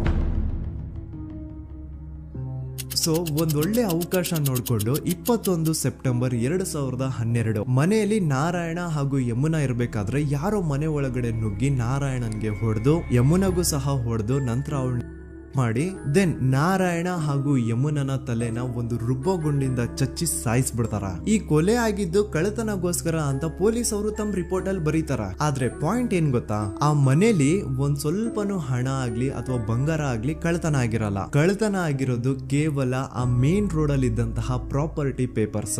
ಎಂತ ಕೋಇನ್ಸಿಡೆನ್ಸ್ ನೋಡಿ, ಯಾವ ಒಂದು ಜಮೀನಿನ ಪತ್ರ ನಾರಾಯಣ ಮನೆಯಿಂದ ಕಳ್ಳತನ ಆಗಿದ್ವೋ ಅದೇ ಒಂದು ಜಮೀನಲ್ಲಿ 10 ವರ್ಷ ಆದ ನಂತರ ಒಂದು ದೊಡ್ಡ ಹೋಟೆಲ್ ಸ್ಥಾಪನೆ ಆಗುತ್ತೆ ಅಂಡ್ ಆ ಹೋಟೆಲ್ ನ ಇನಾಗ್ರೇಷನ್ ಗೆ ಚಿಕ್ಕ ಗೌಡ್ರು ಬರ್ತಾರ. ಸೊ ಈಗೇನು ನಾರಾಯಣ ಹಾಗೂ ಯಮುನನ ಕೊಲೆ ಆಗಿದ್ಯೋ ಇದಾಗಿದ್ದು 20 ದಿನ ಆದ್ಮೇಲೆ ಸೌಜನ್ಯ ಜೊತೆ ಅಂತ ನಿರ್ದಯ ಘಟನೆ ಆಗಿದ್ದು. ಸೊ ಪೊಲೀಸ್ ಅವರು ಸೌಜನ್ಯ ಕೇಸಲ್ಲಿ ಸಂತೋಷ್ ರಾವ್ನ ಫಿಟ್ ಮಾಡೋದಲ್ದೆ ಈ ಒಂದು ನಾರಾಯಣ ಹಾಗೂ ಯಮುನಾ ಕೇಸಲ್ಲೂ ಸಹ ಸಂತೋಷ್ ರಾವ್ನೆ ಫಿಟ್ ಮಾಡಿರ್ತಾರ. ಇಲ್ಲಿ ಡೇಟ್ಸ್ ನ ಸ್ವಲ್ಪ ನೆನ್ಪಿಟ್ಕೊಳ್ಳಿ. ನಾರಾಯಣ ಹಾಗೂ ಯಮುನನ ಕೊಲೆ ಆಗಿದ್ದು 21 ಸೆಪ್ಟೆಂಬರ್ 2012 ಅಂಡ್ ಸಂತೋಷ್ ರಾವ್ ಧರ್ಮಸ್ಥಳ ಬಂದಿದ್ದು 9 ಅಕ್ಟೋಬರ್ 2012, 20 ದಿನ ಆದ್ಮೇಲೆ. ಸೊ ನಾರಾಯಣ ಹಾಗೂ ಯಮುನನ ಕೊಲೆ ಆದಾಗ ಊರಲ್ಲೇ ಇಲ್ದೆ ಎಲ್ಲೋ ಶೃಂಗೇರಿಯಲ್ಲಿ ಯಾವುದೋ ಒಂದು ಹೋಟೆಲ್ ಅಲ್ಲಿ ಕೆಲಸ ಮಾಡ್ತಿದ್ದಂತಹ ಸಂತೋಷ್ ರಾವ್ ಹೇಗೆ ಈ ಒಂದು ಕೇಸಲ್ಲಿ ಆರೋಪಿ ಆಗ್ತಾನೆ? ಸೊ ಇದೇ ಒಂದು ಪಾಯಿಂಟ್ ನ ನೋಟಿಸ್ ಮಾಡಿ ಗಿರೀಶ್ ಮುಟ್ಟಣ್ಣನವರು ಧರ್ಮಸ್ಥಳಕ್ಕೆ ಬಂದು ಸಂತೋಷ್ ನ ಲಾಯರ್ ಜೊತೆ ಡಿಸ್ಕಸ್ ಮಾಡ್ತಾರ. ದೆನ್ ಫೈನಲಿ ಏನೋ ತಪ್ಪು ಮಾಡದೆ ಸುಳ್ಳು ಆರೋಪಗಳಿಂದ ಕರಪ್ಟ್ ಪೊಲೀಸ್ ಆಫೀಸರ್ಸ್ ನ ಮಿಸ್ಲೀಡಿಂಗ್ ಇನ್ವೆಸ್ಟಿಗೇಷನ್ ಇಂದ ಸಂತೋಷ್ ರಾವ್ ತನ್ನ ಜೀವನದ 8-10 ವರ್ಷನ ಜೈಲಲ್ಲಿ ಕಳೆದು ಫೈನಲಿ ರಿಲೀಸ್ ಆಗ್ತಾನೆ. ಒಂಥರ ಈ ಕೇಸಿಂದ ಸಂತೋಷ್ ರಾವ್ನ ಇಡೀ ಲೈಫೇ ಸ್ಪಾಯ್ಲ್ ಆಗೋಯ್ತು. ಈಗ ಸಂತೋಷ್ ರಾವ್ ರಿಯಲ್ ಆರೋಪಿ ಅಲ್ಲ ಅಂತ ಕೋರ್ಟ್ ಅಲ್ಲಿ ಪ್ರೂವ್ ಆಯ್ತು. ಹಾಗಿದ್ರೆ ರಿಯಲ್ ಆರೋಪಿ ಯಾರು? ಪೊಲೀಸ್ ಅವರು ಯಾಕೆ ಕೇಸಲ್ಲಿ ಇಷ್ಟೊಂದು ಅನ್ಫೇರ್ ಇನ್ವೆಸ್ಟಿಗೇಷನ್ ಮಾಡಿದ್ರು? ಯಾರ ರಿಯಲ್ ಹೆಸರನ್ನ ಮುಚ್ಚಿಡ್ಲಿಕ್ಕೆ ಪೊಲೀಸ್ ಆಫೀಸರ್ಸ್ ಈ ಒಂದು ಕೇಸಲ್ಲಿ ಸಂತೋಷ್ ರಾವ್ನ ಸಿಗ್ಹಾಕ್ಸಿದ್ರು? ಇದೆಲ್ಲ ಥಿಂಕ್ ಮಾಡ್ತಾ ಹೋದ್ರೆ ನೋಡಿ ಆ ಊರಲ್ಲಿ ಆ ಪೊಲೀಸ್ ಆಫೀಸರ್ಸ್ಗೆ ಲಂಚ ಕೊಡೋಷ್ಟು, ಒಂದು ಪೊಲೀಸ್ ಇನ್ವೆಸ್ಟಿಗೇಷನ್ ನ ಸ್ಟಾಪ್ ಮಾಡೋಷ್ಟು ಅಥವಾ ಇನ್ವೆಸ್ಟಿಗೇಷನ್ ನ ಮಿಸ್ಲೀಡ್ ಮಾಡೋಷ್ಟು ಇನ್ಫ್ಲುಯೆನ್ಸ್ ಆಗ್ಲಿ, ಪವರ್ ಆಗ್ಲಿ ಅಥವಾ ಮನಿ ಆಗ್ಲಿ ಊರಿನ ಗೌಡ್ರು ಹತ್ರ ಮಾತ್ರ ಇದ್ದಿದ್ದು. ಸೊ ಈಗ ಸಂಶಯದ ಮುಳ್ಳು ಗೌಡ್ರು ಕಡೆ ತಿರುಗುತ್ತಾ. ನೋಡಿ ಪೊಲೀಸ್ ಅವರು ಸುಮ್ನೆ ಸಂತೋಷ್ ರಾವ್ನ ನಾರಾಯಣ ಹಾಗೂ ಯಮುನಾ ಕೇಸಲ್ಲಿ ಫಿಟ್ ಮಾಡಿದ್ರು. ಈಗ ಆ ಒಂದು ಕೊಲೆ ಪ್ರಕರಣಕ್ಕೂ ಸಂತೋಷ್ ರಾವ್ಗೂ ಏನು ಸಂಬಂಧನ ಇರ್ಲಿಲ್ಲ. ಹಂಗೆ ಥಿಂಕ್ ಮಾಡಿ ನಾರಾಯಣ ಸತ್ರೆ ಅಥವಾ ಅವನ ತಂಗಿ ಯಮುನಾ ಸತ್ರೆ ಯಾರಿಗ ಅಡ್ವಾಂಟೇಜ್ ಆಗುತ್ತೆ? ಊರಿನ ಗೌಡ್ರಿಗೆ, ಯಾಕಂದ್ರೆ ಅವ್ರಿಗ ಜಮೀನ್ ಸಿಗುತ್ತಾ. ಸೊ ಈಗ ನಾರಾಯಣ ಹಾಗೂ ಯಮುನಾ ಕೇಸಲ್ಲಿ ಸಂತೋಷ್ ರಾವ್ ಆರೋಪಿ ಅಲ್ಲ ಅಂತ ಪ್ರೂವ್ ಆದ್ಮೇಲೆ ಹಾಗಿದ್ರೆ ಆ ಕೊಲೆ ಮಾಡ್ದವ್ರು ಯಾರು ಅಂತ ಹಾಗೆ ಥಿಂಕ್ ಮಾಡಿದ್ರೆ ಗಿರೀಶ್ ಮುಟ್ಟಣ್ಣನವರಿಗೆ ಆ ಊರಿನ ಗೌಡ್ರ ಮೇಲೆ ಡೌಟ್ ಬರುತ್ತೆ. ಅದೇ ಒಂದು ಡೌಟ್ ಅಲ್ಲಿ ಗಿರೀಶ್ ಮುಟ್ಟಣ್ಣನವರು ಮಹೇಶ್ ತಿಮ್ರೊಡ್ಡಿ ಅಂತ ಇನ್ನೊಬ್ರ ಜೊತೆ ಸೇರ್ಕೊಂಡು ಈ ಹಿಂದೆ ಆ ಒಂದು ಊರಲ್ಲಿ ಆ ಧರ್ಮಸ್ಥಳದಲ್ಲಿ ಈ ಊರಿನ ಗೌಡ್ರು ಯಾವ್ದಾವ್ದೆಲ್ಲ ಕ್ರೈಮ್ಗಳು ಮಾಡಿದಾರೆ ಅಂತ ಊರಿನ ಜನರಿಂದ ತಿಳ್ಕೊತಾರ. ನಂತರ ಆ ಊರಿನ ಜನ ಯಾವ್ದಾವ್ದೆಲ್ಲ ಮ್ಯಾಟರ್ಸ್ ಹೇಳಿದ್ರು ಆ ಕೇಸ್ ಫೈಲ್ಸ್ ನೆಲ್ಲ ತಿರುಗಿಸಿ ಮುರುಗಿಸಿ ನೋಡಿದಾಗ ನೀವು ನಂಬಲ್ಲ, ಸೌಜನ್ಯ ಕೇಸ್ ಏನೇನು ಅಲ್ಲ, ಅದಕ್ಕಿಂತ ಭೀಕರ ಕೊಲೆಗಳು ಧರ್ಮಸ್ಥಳದಲ್ಲಿ ಆಗಿವೆ ಅಂಡ್ ಎಲ್ಲಾ ಕೊಲೆಗಳ ಹಿಂದೆ ಗೌಡ್ರು ಕುಟುಂಬದ್ದೇ ಕೈ ಇದೆ ಅಂತ ಎದ್ದು ಕಾಣಿಸುತ್ತೆ. 1977 ವೇದಾವಲ್ಲಿ ಕೇಸ್.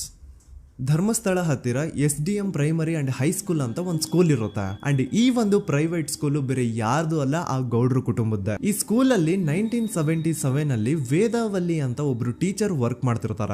ವೇದಾವಲ್ಲಿ ಆ ಟೀಚರ್ ಜಾಬ್ಗೆ ತುಂಬಾನೇ ಓವರ್ ಕ್ವಾಲಿಫೈಡ್. ಅವರ ಕ್ವಾಲಿಫಿಕೇಶನ್ಸ್ ನ ಗಮನದಲ್ಲಿ ಇಟ್ಕೊಂಡ್ರೆ ಅವ್ರಿಗೆ HM ಅಥವಾ ಪ್ರಿನ್ಸಿಪಲ್ ನ ಪೋಸ್ಟ್ ಸಿಗ್ಬೇಕು. ಆದ್ರೂ ಸಹ ವೇದಾವಲ್ಲಿ ಆಸ್ ಎ ಟೀಚರ್ ಆಗಿನೇ ಕೆಲಸ ಮಾಡ್ಕೊಂಡು ಹೋಗ್ತಿರ್ತಾರ. ಒಮ್ಮೆ ಏನಾಗುತ್ತೆ, ಸ್ಕೂಲ್ ಅಲ್ಲಿ ಪ್ರಿನ್ಸಿಪಲ್ ನ ಪೋಸ್ಟ್ ಖಾಲಿ ಆಗುತ್ತೆ ಅಂಡ್ ಆ ಒಂದು ಪೋಸ್ಟ್ ಗೆ ಎಲ್ರು ಏನ್ ಅನ್ಕೊಳ್ತಾರೆ, ವೇದಾವಲ್ಲಿನೇ ಸೆಲೆಕ್ಟ್ ಮಾಡೋದು ಅಂತ. ಆದ್ರೆ ವೇದಾವಲ್ಲಿಯ ಕ್ಯಾಸ್ಟ್ ಬೇರೆ ಇದೆ ಅನ್ನೋ ಒಂದೇ ಒಂದು ಕಾರಣಕ್ಕೆ ಆ ಪ್ರಿನ್ಸಿಪಲ್ ನ ಪೋಸ್ಟ್ ವೇದಾವಲ್ಲಿಗೆ ಸಿಗದೆ ಬೇರೆ ಯಾರನ್ನೋ ತಂದು ಕೂರಿಸ್ಬಿಟ್ಟಿರ್ತಾರ. ಇದರಿಂದ ಟೀಚರ್ ವೇದಾವಲ್ಲಿಗೆ ತುಂಬಾ ಕೋಪ ಬಂದು ಅವ್ರ ಸ್ಕೂಲ್ ಮುಂದೆ ಪ್ರೊಟೆಸ್ಟ್ ಮಾಡೋದ್ ಸ್ಟಾರ್ಟ್ ಮಾಡ್ತಾರ ಅಂಡ್ ಈ ವಿಷಯ ಸ್ಕೂಲ್ ನ ಓನರ್ಸ್ ಗೆ ಇಷ್ಟ ಆಗಲ್ಲ. ಸೊ ಅವರು ಆ ಕೋಪನ ಹಾಗೆ ಮನ್ಸಲ್ಲಿ ಇಟ್ಕೊಂಡಿರ್ತಾರ. ಒಮ್ಮೆ ಏನಾಗುತ್ತೆ, ಸ್ಕೂಲ್ ರಜೆ ಇರುತ್ತೆ, ವೇದಾವಲ್ಲಿ ಮನೇಲಿ ಇರ್ತಾರ ಅಂಡ್ ಅವ್ರ ಹಸ್ಬೆಂಡ್ ಡಾಕ್ಟರ್ ಅರಳೆ ಅವ್ರಿಗೆ ಯಾವ್ದೋ ಬೇರೆ ಊರಲ್ಲಿ ಒಂದು ಕಾಲೇಜ್ ಅಲ್ಲಿ ಸೆಮಿನಾರ್ ಏನೋ ಇರುತ್ತೆ. ಸೊ ಅವರು ಅಲ್ಲಿಗೆ ಹೋಗಿರ್ತಾರೆ. ಈಗ ಮನೇಲಿ ಇರೋದು ವೇದಾವಲ್ಲಿ ಒಂದೇ. ಇದೇ ಒಂದು ಅವಕಾಶನ ನೋಡ್ಕೊಂಡು ಯಾರೋ ವೇದಾವಲ್ಲಿ ಅವ್ರ ಮನೆಗೆ ನುಗ್ಗಿ ವೇದಾವಲ್ಲಿಗೆ ಹೊಡೆದು ನಂತರ ಅವ್ರನ್ನ ಜೀವಂತವಾಗಿ ಸುಟ್ಬಿಡ್ತಾರ. ಸ್ವಲ್ಪ ಹೊತ್ತು ನಂತರ ರಾತ್ರಿ ಆಗ್ತಿದ್ದಂಗೆ ಡಾಕ್ಟರ್ ಅರಳೆ ಅವರು ಮನೆಗೆ ವಾಪಸ್ ಬರ್ತಾರೆ ಅಂಡ್ ಮನೆ ಒಳಗಡೆ ಬಂದ್ ನೋಡಿದ್ರೆ ವೇದಾವಲ್ಲಿ ಅವರು ಸತ್ ಹೋಗಿ ಅವರ ಬಾಡಿ ಸುಟ್ ಹೋಗಿ ನೆಲದ ಮೇಲೆ ಬಿದ್ದಿದೆ. ಹೆಂಡತಿನ ಕಳ್ಕೊಂಡಿರುವಂತಹ ದುಃಖನ ಸೈಡ್ಗೆ ಇಟ್ಟು ಡಾಕ್ಟರ್ ಅರಳೆ ಅವರು ಮೊದ್ಲು ಪೊಲೀಸ್ ಸ್ಟೇಷನ್ ಹೋಗ್ಬಿಟ್ಟು ನಮ್ ಮನೆಗೆ ನಾನು ಇಲ್ದೇ ಇರುವಂತಹ ಸಮಯನ ನೋಡ್ಕೊಂಡು ಯಾರೋ ಮನೆ ಒಳಗಡೆ ನುಗ್ಗಿ ನನ್ನ ಹೆಂಡತಿನ ಹೊಡೆದು ನಂತರ ಅವಳನ್ನ ತುಂಬಾ ಭೀಕರವಾಗಿ ಸಾಯಿಸಿದ್ದಾರೆ ಅಂತ ಪೊಲೀಸ್ ಅವ್ರಿಗೆ ರಿಪೋರ್ಟ್ ಕೊಡಕ್ ಹೋದ್ರೆ ಅಲ್ಲಿ ಪೊಲೀಸ್ ಅವರು ಉಲ್ಟಾ ಡಾಕ್ಟರ್ ಅರಳೆ ಮೇಲೆನೆ FIR ಬರ್ದು ನೀನೇ ನಿನ್ ಹೆಂಡತಿನ ಸಾಯಿಸಿದ್ಯಾ, ನಾಟಕ ಮಾಡಬೇಡ ಅಂತ ಅವ್ರನ್ನೇ ಅರೆಸ್ಟ್ ಮಾಡ್ಬಿಡ್ತಾರ. ನಂತರ 2-3 ವರ್ಷ ಜೈಲಲ್ಲೇ ಇದ್ದು ಡಾಕ್ಟರ್ ಅರಳೆ ಅವರು ತಮ್ಮ ಫ್ರೆಂಡ್ಸ್ ಅಂಡ್ ಫ್ಯಾಮಿಲಿ ಮೂಲಕ ಎವಿಡೆನ್ಸ್ ನೆಲ್ಲ ಕಲೆಕ್ಟ್ ಮಾಡಿಸಿ ತಾನ ಕೊಲೆನ ಮಾಡಿಲ್ಲ, ತಾನ್ ತನ್ನ ಹೆಂಡತಿನ ಸಾಯಿಸಿಲ್ಲ ಅಂತ ಕೋರ್ಟ್ ಅಲ್ಲಿ ಪ್ರೂವ್ ಮಾಡ್ಕೊಂಡು ಜೈಲಿಂದ ರಿಲೀಸ್ ಆಗ್ತಾರ. ಸೊ ಈಗ ಡಾಕ್ಟರ್ ಅರಳೆ ಅವರು ಈ ಒಂದು ಕ್ರೈಮ್ ನ ಮಾಡಿಲ್ಲ ಅಂತಂದ್ರೆ ವೇದಾವಲ್ಲಿನ ಅಷ್ಟು ಭೀಕರವಾಗಿ ಸಾಯಿಸಿದವ್ರು ಯಾರು, ಈ ವಿಷಯ ಇವತ್ತಿನವರೆಗೂ ಗೊತ್ತಾಗಿಲ್ಲ. 1986 ಅಲ್ಲಿ ನಡೆದಂತಹ ಪದ್ಮಲತಾ ಕೇಸ್. ಪದ್ಮಲತಾ ಅವ್ರ ತಂದೆ ಕಮ್ಯುನಿಸ್ಟ್ ಪಾರ್ಟಿನ ಲೀಡರ್ ಇರ್ತಾರೆ. ಅವ್ರ ರಿಯಲ್ ನೇಮ್ ಏನು ಅಂತ ನಮಗ್ ಗೊತ್ತಾಗಿಲ್ಲ, ಬಟ್ ಈ ವಿಡಿಯೋದಲ್ಲಿ ಅವ್ರ ಹೆಸರು ಲಕ್ಷ್ಮಣ್ ಅಂತ ಅನ್ಕೊಳ್ಳಿ. ಸೊ ಕಮ್ಯುನಿಸ್ಟ್ ಪಾರ್ಟಿನ ಲೀಡರ್ ಇರುವಂತಹ ಲಕ್ಷ್ಮಣ್ ಅವ್ರಿಗೆ ಊರಲ್ಲಿ ತುಂಬಾನೇ ಸಪೋರ್ಟ್ ಇರುತ್ತೆ, ಊರಿನ ಜನರ ಫೇವ್ರೇಟ್ ಇರ್ತಾರೆ ಇವರು. ಅಂಡ್ ಅದೇ ವರ್ಷ ಅಂದ್ರೆ 1986 ಅಲ್ಲಿ ಪಂಚಾಯತ್ ಎಲೆಕ್ಷನ್ ಬೇರೆ ಇರುತ್ತೆ ಅಂಡ್ ಎಲ್ರಿಗೂ ಗೊತ್ತಿತ್ತು ಲಕ್ಷ್ಮಣೆ ಗೆಲ್ಲೋದು ಅಂತ. ಆ ಪಂಚಾಯತ್ ಎಲೆಕ್ಷನ್ ಅಲ್ಲಿ ಲಕ್ಷ್ಮಣ್ನ ಆಪೋಸಿಟ್ ಗೌಡ್ರಿಗೆ ತುಂಬಾ ಬೇಕಾಗಿರೋರು ಒಬ್ರು ನಿಂತಿರ್ತಾರ ಅಂಡ್ ಅವ್ರಿಗೂ ಗೊತ್ತಿತ್ತು ಎಲೆಕ್ಷನ್ ಏನಾದ್ರು ಆದ್ರೆ ಲಕ್ಷ್ಮಣ ಎಲೆಕ್ಷನ್ ಅಲ್ಲಿ ಗೆಲ್ಲೋದು ಅಂತ. ಸೊ ಎಲ್ಲಿ ಸೋತೋಗ್ಬಿಡ್ತೀವೋ ಅನ್ನೋ ಭಯಕ್ಕೆ ಆ ಗೌಡ್ರು ಕಡೆ ಅವ್ರು ಏನ್ ಮಾಡ್ತಾರೆ, ಲಕ್ಷ್ಮಣ್ನ ಅಪ್ರೋಚ್ ಮಾಡಿ ಮುಚ್ಕೊಂಡು ಈ ಪಂಚಾಯತ್ ಎಲೆಕ್ಷನ್ ಅಲ್ಲಿ ನಿನ್ ನಾಮಿನೇಷನ್ ನ ಕ್ಯಾನ್ಸಲ್ ಮಾಡು ಅಂತ ವಾರ್ನಿಂಗ್ ಕೊಡ್ತಾರ. ಆದ್ರೆ ಲಕ್ಷ್ಮಣ್ ಅವರು ಅಂಜದೆ ನೀವ್ ಏನ್ ಮಾಡ್ತಿರೋ ಮಾಡ್ಕೊಳ್ರಿ, ಆದ್ರೆ ನಾನ್ ಮಾತ್ರ ನಾಮಿನೇಷನ್ ನ ಕ್ಯಾನ್ಸಲ್ ಮಾಡಲ್ಲ ಅಂತ ಆ ಗೌಡ್ರು ಕುಟುಂಬನ ಎದುರು ಹಾಕೋತಾರ. ದೆನ್ ಎಂತ ಕೋಇನ್ಸಿಡೆನ್ಸ್ ನೋಡಿ, ನೆಕ್ಸ್ಟ್ ಡೇನೆ ಲಕ್ಷ್ಮಣ್ ಅವ್ರ ಮಗಳು ಪದ್ಮಲತಾ ಕಿಡ್ನಾಪ್ ಆಗ್ತಾಳ. ಸುಮಾರು 56 ದಿನ ಅವಳನ್ನ ಯಾರೋ ಕಿಡ್ನಾಪ್ ಮಾಡ್ತಾರೆ ಅಂಡ್ ಆ 56 ದಿನ ಡೈಲಿ ಅವಳನ್ನ ಶೋಷಣೆ ಕೂಡ ಮಾಡ್ತಾರೆ. ನಂತರ 56 ದಿನ ಆದ್ಮೇಲೆ ಪದ್ಮಲತನ ಬಾಡಿ ನೇತ್ರಾವತಿ ನದಿಲಿ ತೇಲ್ತಾ ಸಿಗುತ್ತಾ. ಆಸ್ ಎಕ್ಸ್ಪೆಕ್ಟೆಡ್ ಈ ಕೇಸಲ್ಲೂ ಪೊಲೀಸ್ ಅವ್ರ ಕಡೆಯಿಂದ ಪ್ರಾಪರ್ ಇನ್ವೆಸ್ಟಿಗೇಷನ್ ಆಗಲ್ಲ ಅಂಡ್ ಯಾರ್ ಪದ್ಮಲತನ ಕಿಡ್ನಾಪ್ ಮಾಡಿದ್ರು, ಯಾರು ಅವಳನ್ನ 15 ದಿನವರೆಗೂ ಶೋಷಣೆ ಮಾಡಿ ನಂತರ ಅವಳನ್ನ ಅಷ್ಟು ಭೀಕರವಾಗಿ ಸಾಯಿಸಿದ್ರು ಅಂತ ಇವತ್ತಿನ ದಿನದವರೆಗೂ ಗೊತ್ತಾಗಿಲ್ಲ. ಮತ್ತೆ ನಮಗೆ ಗೊತ್ತಾದದು 22ಕ್ಕೆ ಸ್ಕೂಲ್ ಡೇ 56 ದಿನ ಕಳೆದು ಹೊಳೆಯಲ್ಲಿ ಹೆಣ ಉಂಡು ಎಂದು ಕೇಳಿ ಪೊಲೀಸಿನರು ಬರುವಾಗ ಬಂದು ಹೇಳುವಾಗ ನಮಗೆ ಗೊತ್ತಾದ. ಅವರು ನನ್ನನ್ನು ಕರ್ಕೊಂಡು ಹೋಗಿ ಅಲ್ಲಿ ಹೋಗಿವೆ. ಇನ್ನೊಂದು ಲಾಸ್ಟ್ ಕೇಸ್ ಇದೆ, ಇದು ಅರ್ಲಿ 2000 ಅಲ್ಲಿ ನಡೆದಿರೋದು. ಇವ್ರದ್ದು ಅಷ್ಟಾಗಿ ಡೀಟೇಲ್ಸ್ ನಾನು ಹೇಳಲ್ಲ, ಜಸ್ಟ್ ಮೇಲ್ ಹೇಳ್ತೀನಿ. 2000 ಇಸ್ವಿಯಲ್ಲಿ ಧರ್ಮಸ್ಥಳದಲ್ಲಿ 2 ಫಿನಾನ್ಸ್ ಬ್ಯಾಂಕ್ ಇರ್ತಾವೆ. ಒಂದು ಅಗೇನ್ ರಿಯಲ್ ನೇಮ್ ತಗೊಳ್ಳೋದು ಬೇಡ, ಲೈಕ್ ಜಸ್ಟ್ ಸಹಕಾರ ಗ್ರಾಮೀಣ ಬ್ಯಾಂಕ್ ಅನ್ಕೊಳ್ಳಿ. ಅಂಡ್ ಇನ್ನೊಂದು ಬಂದ್ಬಿಟ್ಟು SDM ಫೈನಾನ್ಸ್ ಪ್ರೈವೇಟ್ ಲಿಮಿಟೆಡ್. ಈ SDM ಫೈನಾನ್ಸ್ ಪ್ರೈವೇಟ್ ಲಿಮಿಟೆಡ್ ಬಂದು ಗೌಡ್ರು ಕುಟುಂಬ ಅವ್ರಿಗೆ ಸೇರಿದ್ದು. ಆ ಕಡೆ ಇವ್ರ ಆಪೋಸಿಟ್ ಏನದು ಗ್ರಾಮೀಣ ಬ್ಯಾಂಕ್ ಇತ್ತು, ಅದರಲ್ಲಿ ಒಬ್ಬ ಮ್ಯಾನೇಜರು ಬಡವ್ರಿಗೆ ಸಹಾಯ ಆಗ್ಲಿ ರೈತರಿಗೆ ಸಹಾಯ ಆಗ್ಲಿ ಅಂತ ತುಂಬಾ ಕಡಿಮೆ ಬಡ್ಡಿಗೆ ಲೋನ್ ಕೊಡ್ತಿರ್ತಾನೆ. ಇದರಿಂದಾಗಿ ಧರ್ಮಸ್ಥಳದಲ್ಲಿ ಆಲ್ಮೋಸ್ಟ್ ಎಲ್ಲಾ ಕಸ್ಟಮರ್ಸ್ ಆ ಗ್ರಾಮೀಣ ಬ್ಯಾಂಕ್ ಕಡೆಗೆ ಹೋಗ್ತಿರ್ತಾರ. SDM ಫೈನಾನ್ಸ್ ಪ್ರೈವೇಟ್ ಲಿಮಿಟೆಡ್ ಕಡೆಗೆ ಯಾರು ಬರ್ತಿರಲ್ಲ. ಇದರಿಂದ ಗೌಡ್ರಿಗೆ ಲಾಸ್ ಆಗ್ತಿರುತ್ತಾ. ಸೊ ಅವ್ರೇನ್ ಮಾಡ್ತಾರೆ, ಆ ಗ್ರಾಮೀಣ ಬ್ಯಾಂಕ್ ನ ಮ್ಯಾನೇಜರ್ ಏನಿದ್ನೋ ಅವನ್ಗೆ ಒಂದು ಸ್ವೀಟ್ ವಾರ್ನಿಂಗ್ ಕೊಡ್ತಾರ. ಮುಚ್ಕೊಂಡು ಇನ್ಮೇಲೆ ಇಂದ ನಿನ್ ಲೋನ್ಸ್ ಕೊಡೋದನ್ನ ನಿಲ್ಸ್ಬಿಡು. ಇನ್ ಕೇಸ್ ಲೋನ್ ಕೊಟ್ರು ನಾವ್ ಯಾವ ಇಂಟ್ರೆಸ್ಟ್ ರೇಟ್ ಗೆ ಲೋನ್ ನ ಕೊಡ್ತಾ ಇದೀವೋ ಅದೇ ರೇಟ್ ಗೆ ನೀನು ಕೊಡುವ ಅಂತ ಫೋರ್ಸ್ ಮಾಡ್ತಾರ. ಆದ್ರೆ ಆ ಗ್ರಾಮೀಣ ಬ್ಯಾಂಕ್ ನ ಮ್ಯಾನೇಜರ್ ಇದ್ಯಾವುದನ್ನು ಕಿವಿಗೆ ಹಾಕೊಳ್ಳಾರ್ದೆ ಅವನ್ ಕೆಲಸ ಅವ್ನ್ ಮಾಡ್ಕೊಂಡು ಹೋಗ್ತಾನ.